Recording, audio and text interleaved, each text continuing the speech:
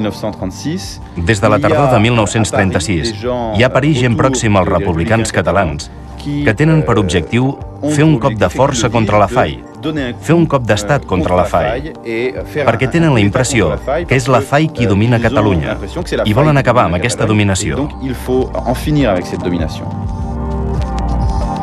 I els líders anarquistes han d'estar al govern per responsabilitat i perquè tenen un rival seriós, els comunistes. A més, hi ha una última cosa que sovint s'oblida, i sobretot s'oblida per gent partidària d'idealitzar la CNT-FAI, que és que l'objectiu de tota organització política, sigui o no definida com a política, és el poder.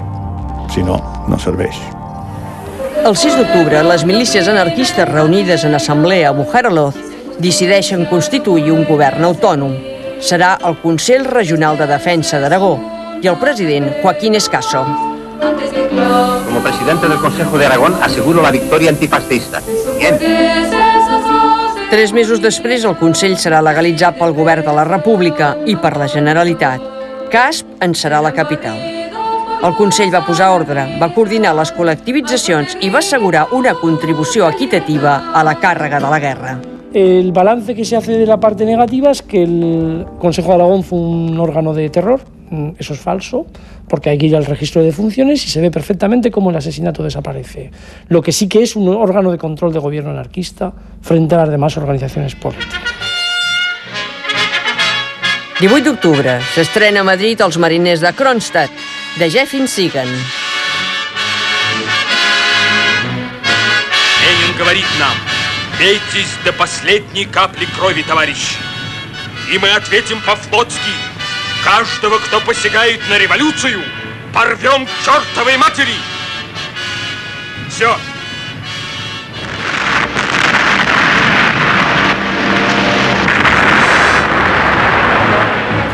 Largo Caballero, president del Govern de la República, i l'ambaixador de l'URSS, Marcel Rosenberg, són els convidats d'honor al Cinema Capitol.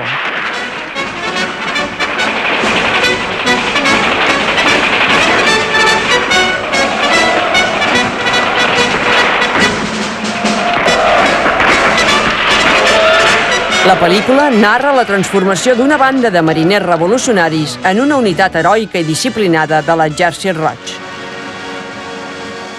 Evidentment, l'URSS feia servir una retòrica revolucionària, però s'havia de ser molt ingenu per empassar-se-la. Per tant, en part per una sèrie de motius interns, no podien permetre l'èxit d'una revolució lliure. Hauria representat tot un desafiament al sistema totalitari. L'ambició de Largo Caballero, també conegut pel Lenin espanyol, era formar un govern d'àmplia base sindical, i això inquietava Stalin.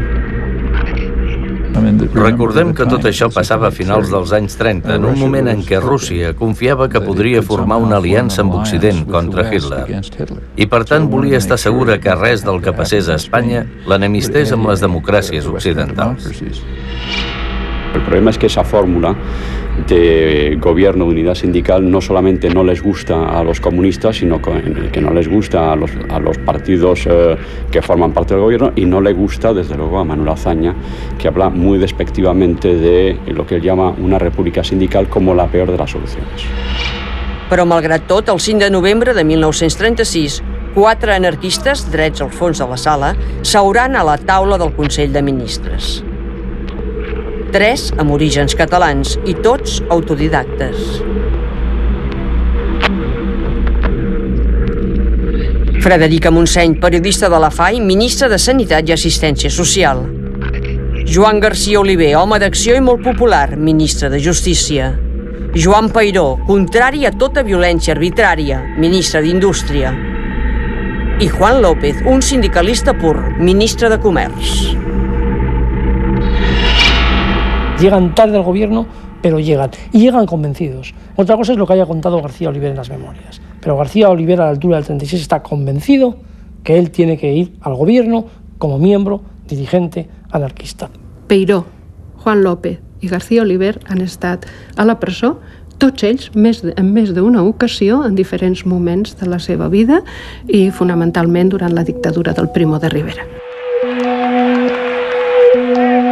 Pregats en 1.000 lluites internes i externes, representaven sensibilitats diferents de la família llibertària, des de la més radical a la més reformista.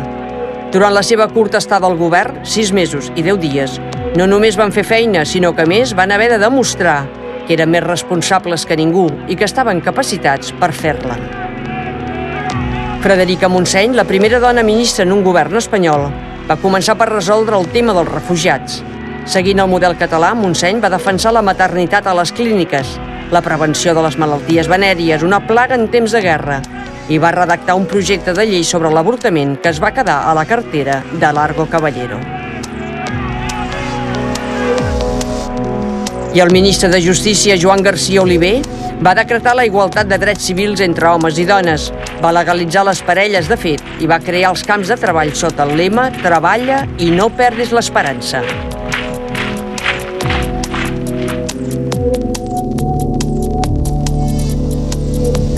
Un confident de la policia franquista infiltrat a la CNT de l'exili fa saber a Madrid on s'amaguen els arxius de les organitzacions llibertàries.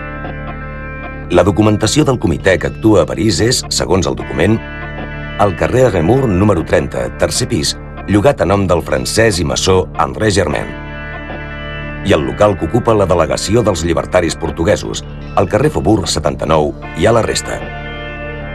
A Narbona, a la casa de Paul Vidal, francès i maçó, al carrer Chanzy número 16, hi ha la documentació procedent de la casa CNT FAI de Barcelona. El confident demana actuar amb rapidesa per aconseguir tota la documentació.